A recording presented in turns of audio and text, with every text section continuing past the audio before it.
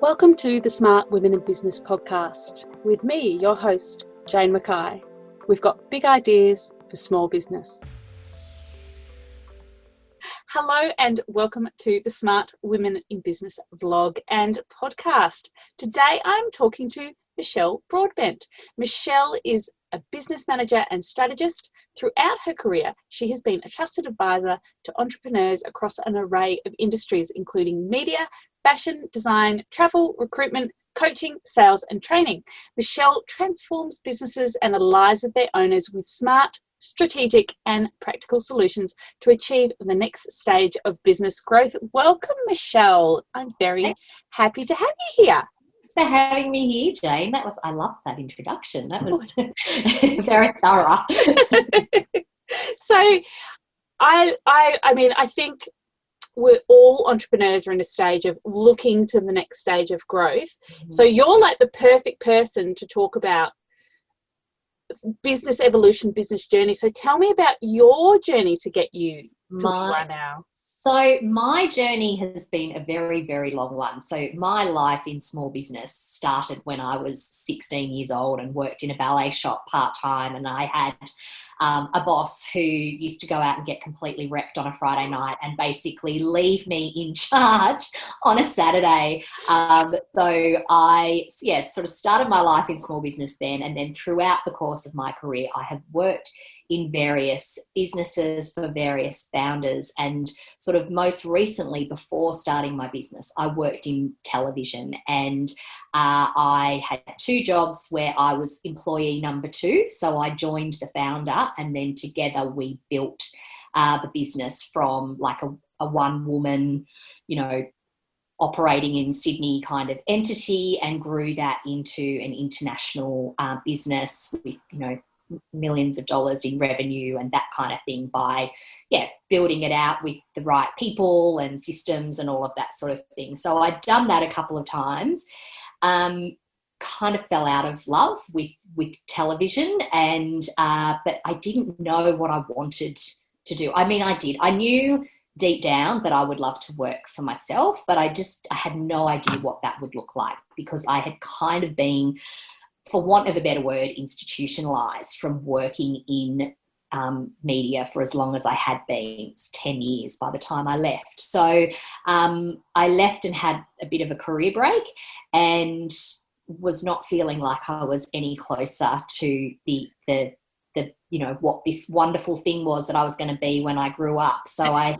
ended up engaging the services of a career coach, which was like the best thing that I could have done, because she just, had these magic powers where she would kind of, ask all the right questions and extract the information, which ended up leading me to kind of solidifying what my value was to the world, I guess, and what running my own business could look like and what that offering would be. So, and that was 4 and a bit years ago. Oh, wow. I am now. Yeah. So within your business in that 4.5 years, you've obviously grown and evolved your service offering and the value that you bring to the world, which is the core of every single service-based business. What were the signs along the way that you needed to change and evolve your business within itself, this beautiful business that you grew up almost to be? Yeah, well, I think like so many founders, when you start your business, you don't know what you don't know. So you say yes to everything and everyone, and very much in those early kind of 18 months to 2 years, I was like, if someone asked me to do something, I'd be like, yes, of course, I'll do that for you. Sure. And I was very, very hands-on in people's businesses. So I was more of a business manager. So I was doing a lot of the doing, that kind of paid by the hour, hands-on work, which, I could do, but it wasn't really like absolutely setting my soul on fire. And I realized that the value that I could add was more at that kind of strategic level, was helping, bring their ideas to life and, putting plans and into action and helping them implement them, but not me being the one to do everything. So it was, helping them identify the right resources and systems and that sort of thing to grow, but without me doing all the doing. All the doing, yeah. So, and then once that shift happened, then, obviously it takes a little while to wean people off you, and also wean myself, because it was a very secure place to work from. Like it was the sort of work that I knew that I could just keep getting, and it was very, it was quite definable as well. Whereas, more what I'm doing now, it's like, when you say, oh, I'm a business strategist, it's like, oh, well, what does that mean, kind of thing. So I think, there has definitely been a shift. And then even more so this year, when COVID hit earlier in the year, a lot of the people that I worked with were, keynote speakers, workshop facilitators. So their income dried up, so that kind of meant that they shared all of their extra business expenses, of which I was one. So I was like, okay, I need to kind of stand out on my own 2 feet, and almost like become like an I want to use the word expert, but like someone that is known for something as well. Yeah, it's interesting that you talk about how what you initially offered was tangible, and that's something that service-based businesses, I mean, I obviously work in marketing, so I'm a sort of another element of that service that you bring to a business, and it's very difficult for many service-based businesses to define what they do. And unless you go, I give you a thing, I build you a thing, that's a real step for a business to get over, to say, I don't give you a thing, I give you ideas. I give you, it's a feeling, like it's an outcome. The outcome is like, you're going to grow your business. You're not going to feel overwhelmed. You're not going to be doing everything yourself. But it's not like I have this, Michelle's 7 steps to business success kind of thing. It's very tailored to the individual. And that is a big reason why people work with me. It's like, because it's personalized. It's not like, okay, week 1, we're going to do this. Week 2, we're going to do something else. It's like, we work for as long as you need me. So I'm not locking you into, I don't know, 20 hours a month or whatever it is. So, yeah. Yeah. And it's interesting because it's like, that feeling. And I say to clients, they go, well, what's the other end? I said, when you get to the point where you don't need me anymore, you'll feel relief. Yeah. And they go, and then they get there and they go, oh yeah, I feel really relieved. And I don't feel scared anymore, because marketing is such a root of fear for people. They go, oh, and I'm like, yes, there you go, my little duckling, fly into the world. You're ready. I know, I do. I feel like that a lot. Like I'm like a mama, like letting the little chickens out across the road. Like I do, I get. But the wonderful thing is, especially having done this now for 4 years, is that I get to come back. So like I might work with a business to get them to a particular, through a particular stage of growth.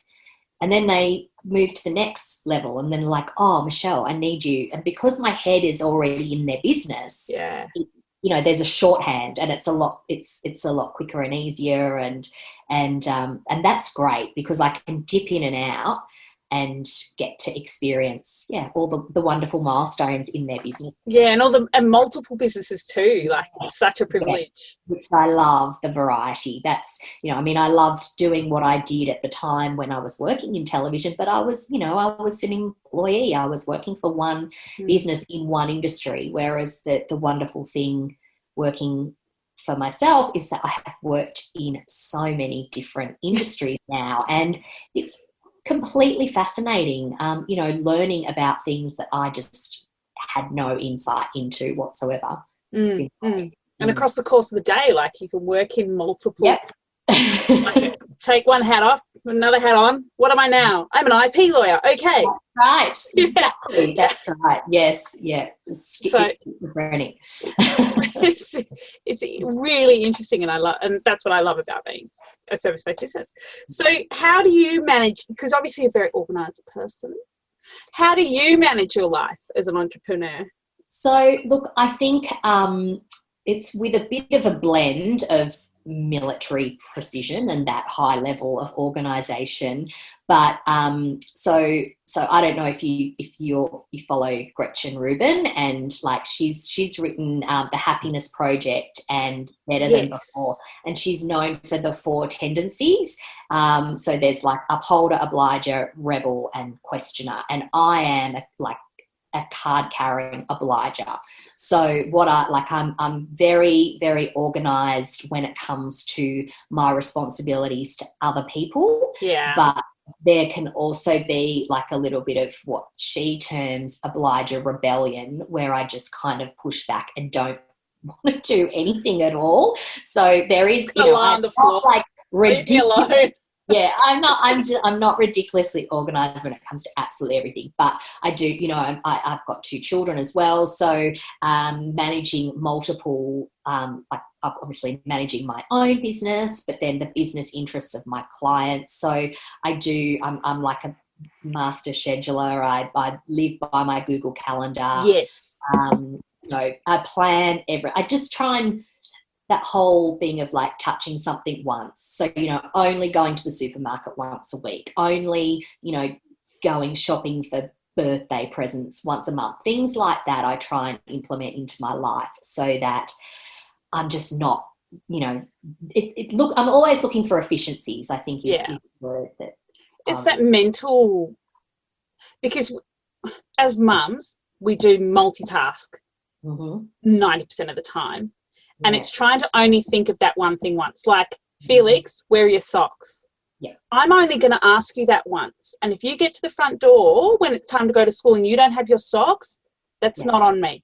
That's right. I cannot keep remembering things multiple times because you're not paying attention. That's not how my brain works anymore. Yeah. And it's about efficiency. It is efficiencies and picking your battles when it comes to that. So like prioritizing what's really important to me. Yeah. So, and I think the other thing is too, on that subject of multitasking, in terms of managing all the different areas of my life, it's wherever I am at that moment, that's where I am. So if I'm working, I'm working. Yeah. If I'm with the kids, I'm with the kids.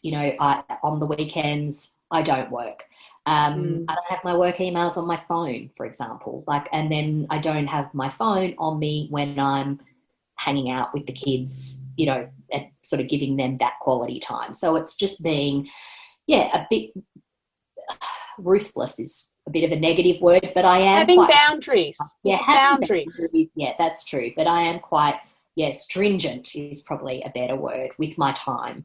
And I think we've almost become conditioned to being expected to respond to emails really fast. And it's like, no, if they don't hear from me for 2 days, I'm sorry, but I'm busy. And unless someone's on fire, or as my old boss used to say, no one's going to die. No one's going to die. No one's going to die. Don't stress. And it's this weird conditioning. And I'm trying to get into that habit of that discipline of not checking my emails, doing what I'm doing one thing at a time, and not being like, I went to the hairdressers yesterday and I'm lying there going, I've got so much work to do. Yeah. No, stop.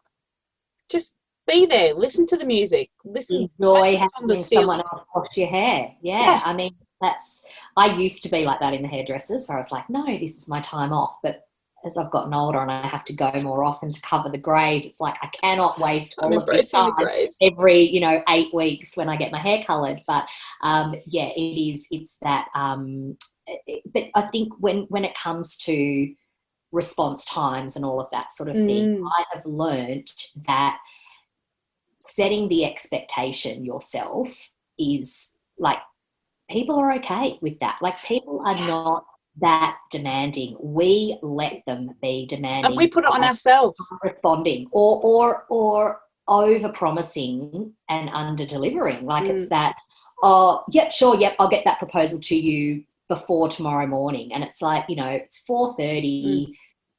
The proposal's going to take 3 hours. Exactly. It's like, how the hell is that even going to happen? Whereas if you said to that person, give me 48 hours and I'll get back to you. And then if you delivered it within, 24, then they think, wow, she's fabulous. She's on top of everything. You hold back and just deliver when you say you're going to deliver. But I think, and it does come from that place of like, when you're starting a business and you're like, oh, what if the phone doesn't ring? What if I don't get any inquiries or whatever? So I'm just going to over deliver and burn yourself out of that fear, that scarcity mindset. And we hold on to that. I've been in business 11 years and have never been without work. Yet my little lizard brain's going, oh my God, you haven't got 8 projects on the go. You've got 4. Start freaking out. I'm like, get perspective. I know it's hard though. It's hard. Discipline. And we're all a work in progress. Like I see it with all the women that I work with, highly accomplished women that still freak out, or they focus on, the one bad review or the one. I remember every piece of criticism I've ever received. Yeah.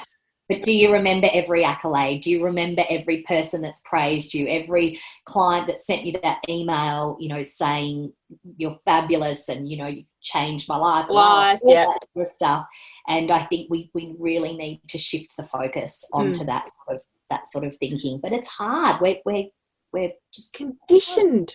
Why? We really are. We are. I think it's a cultural thing too. It's we're not.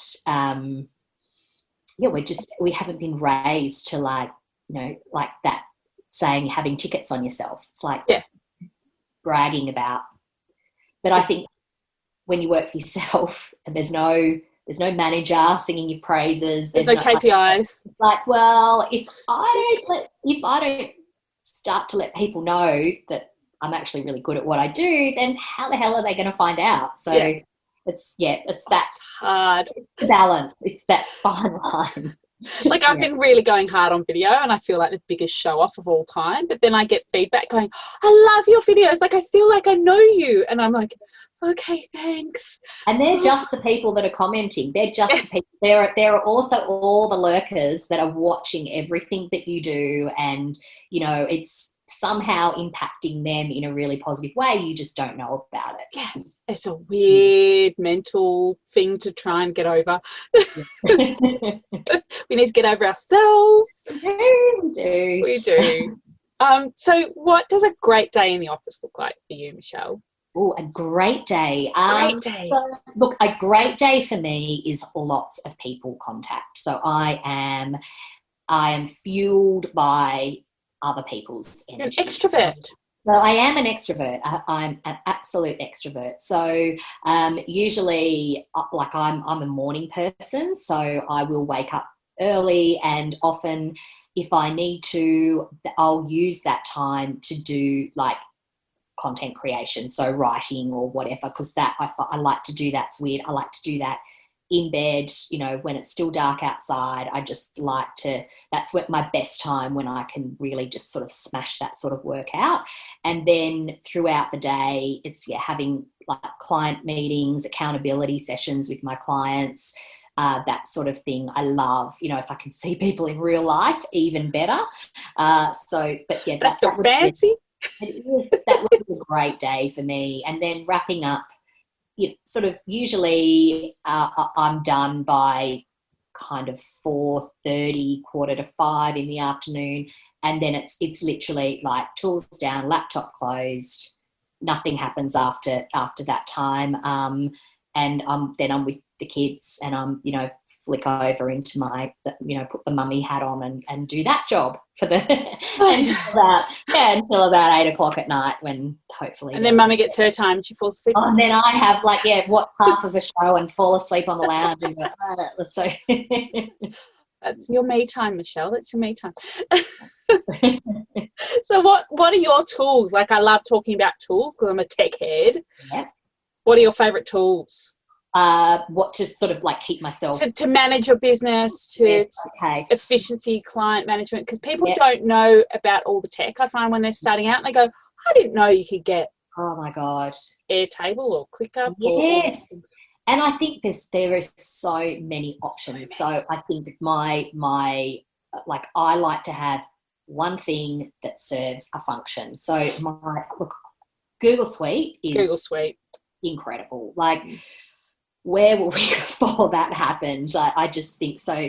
Yes, like all my files are on Google Drive. I use Gmail, for my email system, and the schedule feature in Gmail that's like a revelation, because what that means is I can batch my emailing and I can set them to go at a time when I'm then not going to get an avalanche of responses and feel like I have to keep replying.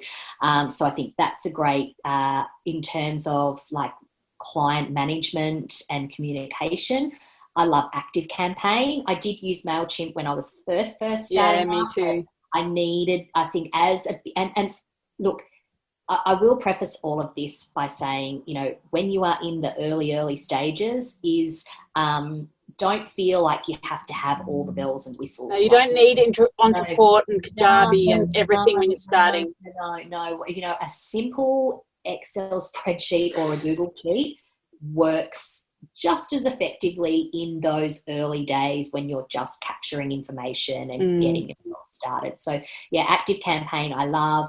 Another great thing, again, this is when your business grows and you don't want to be doing all the backwards and forwardsing with emails and setting up appointments. Calendly is a great appointment setting. Well, that's how you booked with me. Yeah, and a lot of my clients book that way, and it just syncs with all my calendars. We have a family calendar, business calendar. Yeah, and this is again the boundaries thing, right? Because I think so many people let their calendar be open slather to other people, but it's like in Calendly, you determine when you are available, and I think when you're sending that out to the world, they're like, oh God, look how busy she is. She's only available on those days. It's like, no, that's actually when I have chosen that to be available. I'm very structured with my time in that way. It's like certain tasks on certain days and certain, that at certain times of the day as well. I think that's all the tech. And then there's also the old school stuff. Like I love a pen and paper planner. Oh, I love a notebook. So I have my Google Calendar where everything is booked in and blocked out, my time, but my tasks that I do throughout the day, I have that in a paper planner. Yeah, me too. Yeah. My day book, because it's the ticking off. Oh, I love it. Big line through. Yep, done. Oh, look, I had a conversation with Danielle Price yesterday about putting a line through it. I'm like, my handwriting is so poor that if I put a line through it, I wouldn't be able to read it again. Okay. And they're like, when I die, I've got so many notebooks. I've got like the entire history of my business. Yep. Because what I love about a book is when the phone rings and you go, blah, blah, blah, this time, because then you can track all the contact, you can talk about what you spoke about, and when they go, did we talk about that? You go, yes, we did. Yes, yeah, really important. Yeah, I take a notepad to all my meetings, and I don't type straight into a laptop or no. And I find that hand pen connection makes it go into my memory. I think there's some cognitive thing about that. There actually is, that by writing it down, we retain things better. So, well, we try. My brain is so full at the moment. At the moment, yeah. So, how do you manage your life? You've mentioned you've got kids, obviously, and you're pretty strict on your boundaries. How do you manage your life, like generally? What are some are there any tips you can give us, or what do you do, Michelle? What do I do? So in terms of like the functioning of my life. So as functioning of your life. Yeah, I mentioned like I'm a big planner. So I meal plan. I holiday plan. I'm very much like a set and forget. It's like make the decision. Yeah. Move on. Like, okay, I've gone and done the grocery shopping. I've done the meal plan. That's what we're having for dinner on Monday night. And, you don't feel like chicken. I don't care. I don't care. That's what we're eating.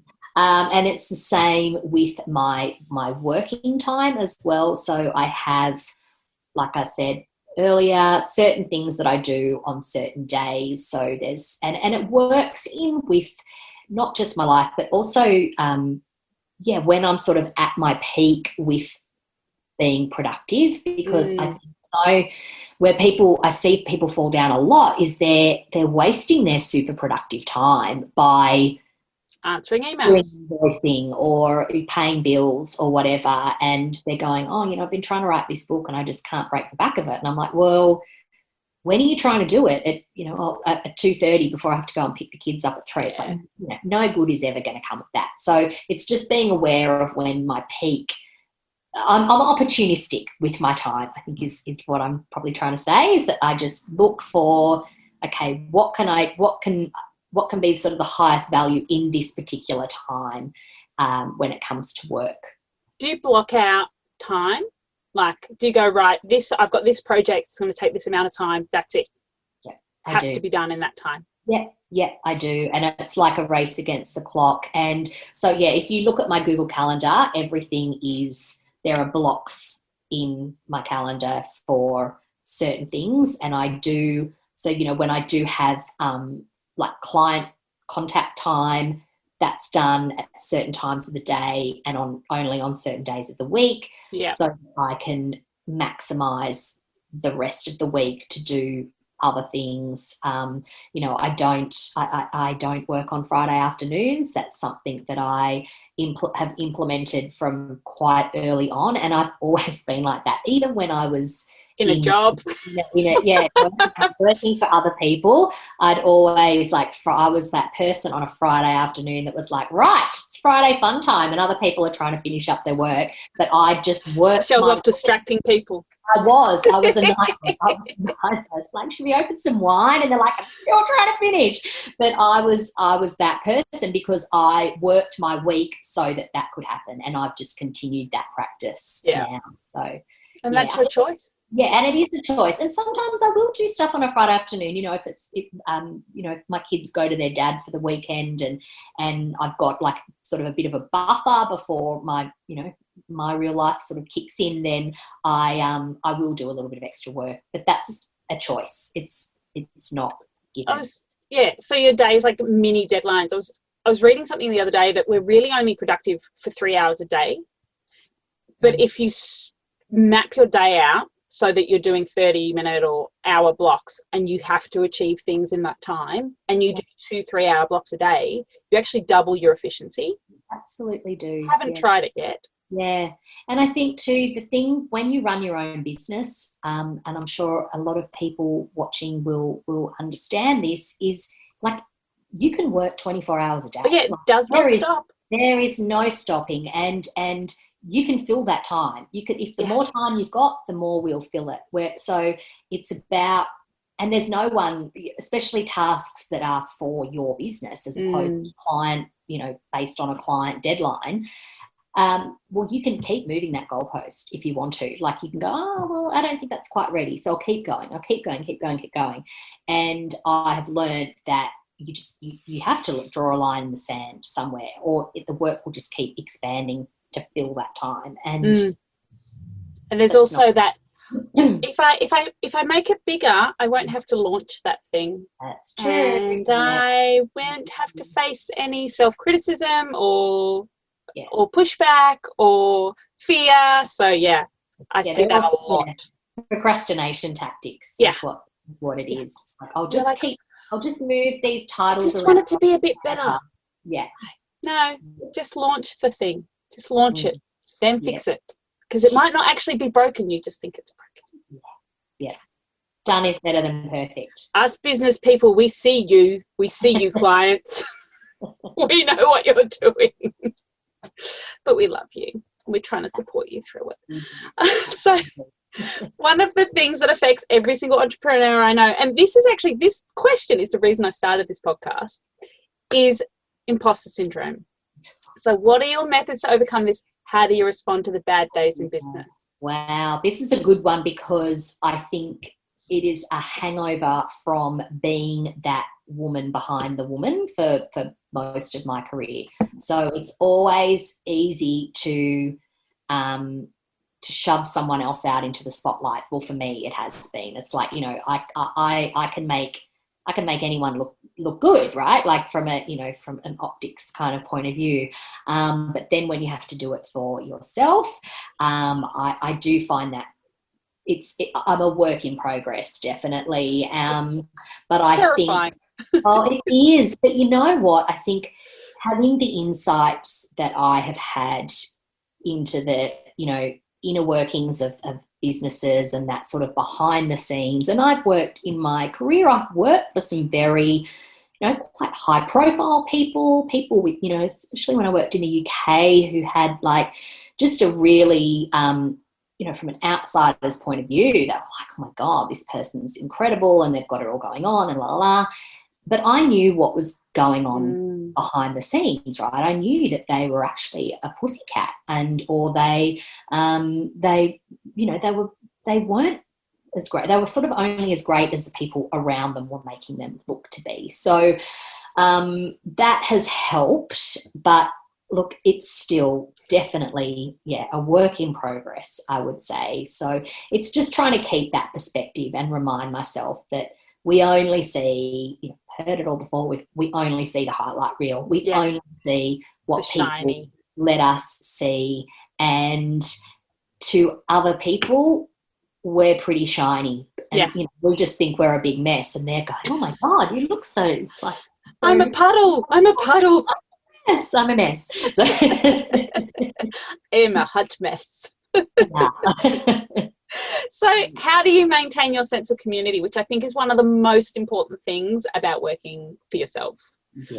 Yeah. Look, I think I maintain it. My focus is on service. That is my kind of North Star, is like being of service. Whatever I can do to help, that's what I am. I'm a helper. I'm from a family of helpers and grandparents, parents.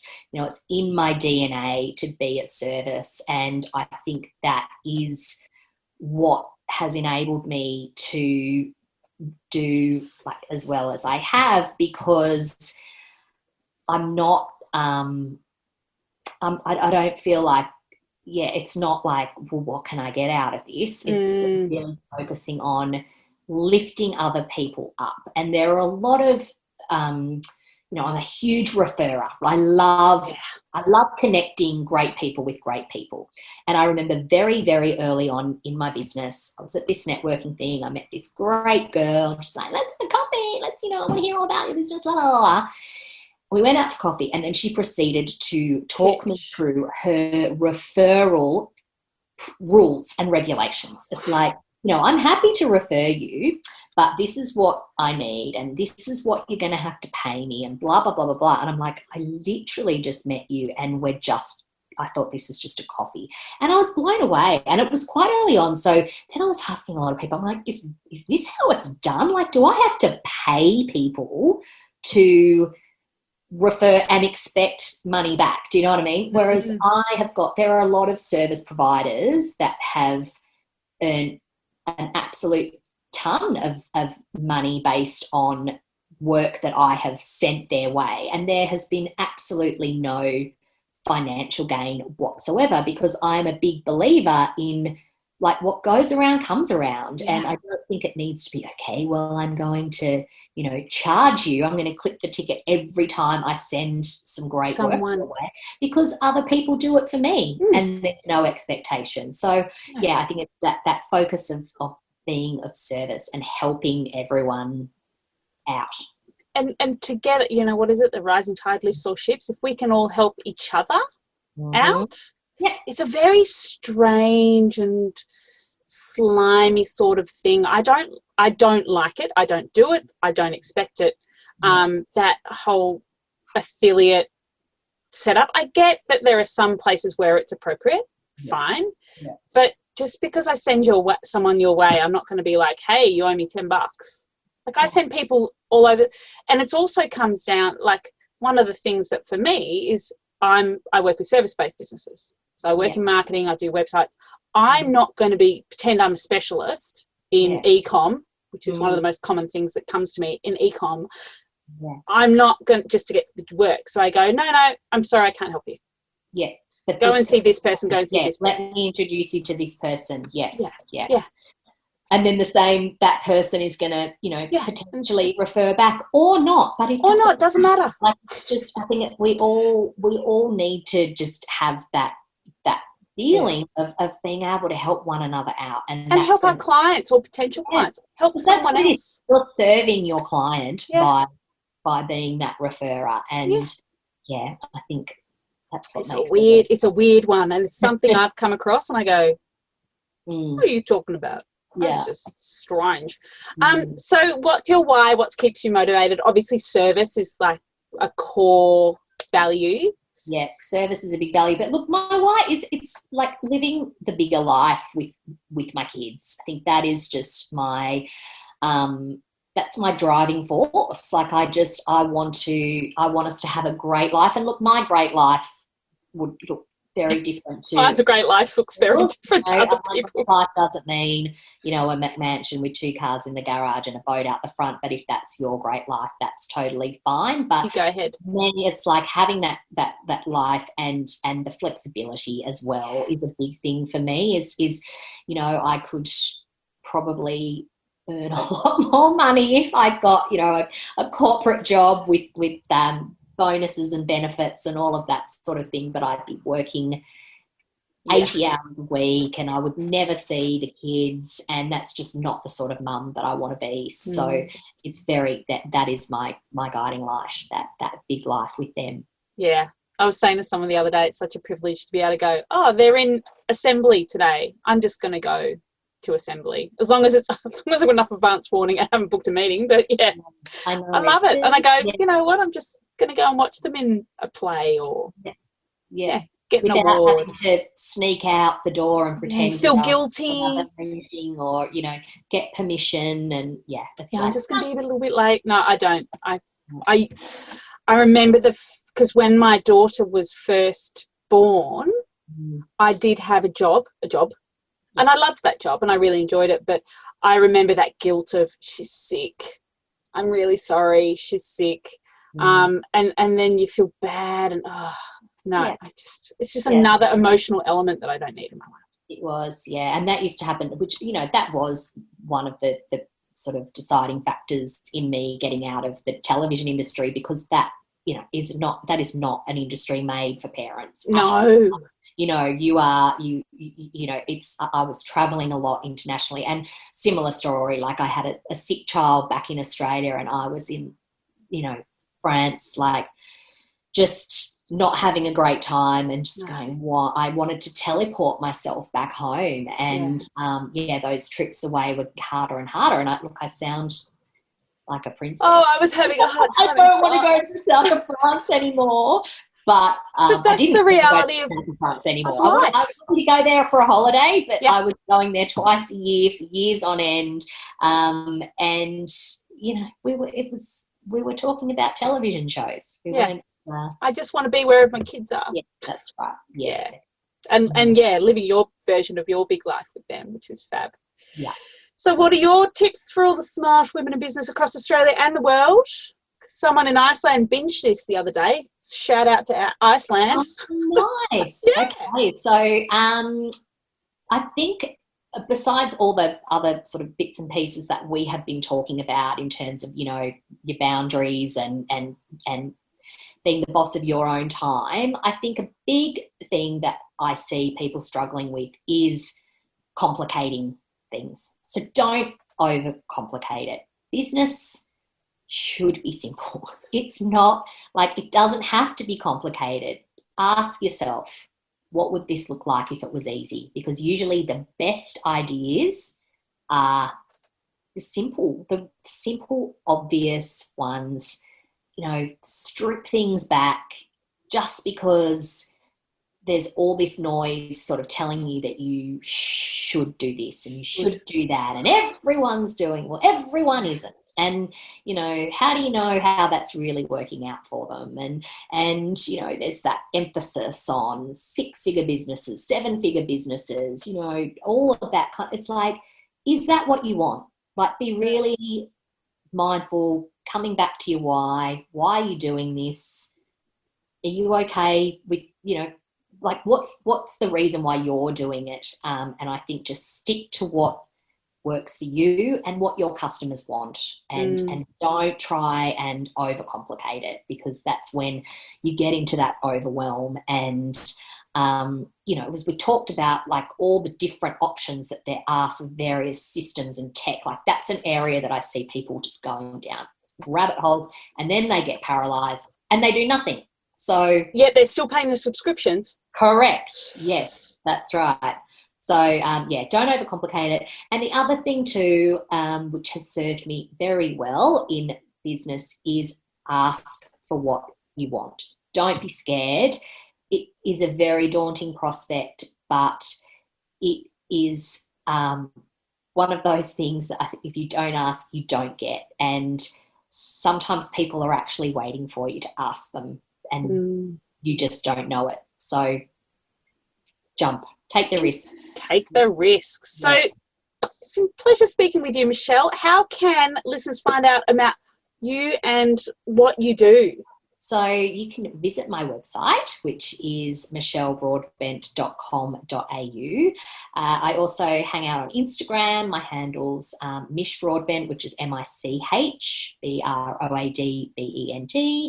If you're on LinkedIn, I'm on there as well. Oh, I don't know if we're LinkedIn friends. Yeah, to go and find you. I think we might be, but I'm not sure. But I love a bit of LinkedIn action. Yeah. So, but the website is home. I'll put all the links in the show notes. Brilliant. Thank you so much for your time today, Michelle. It's been a real pleasure.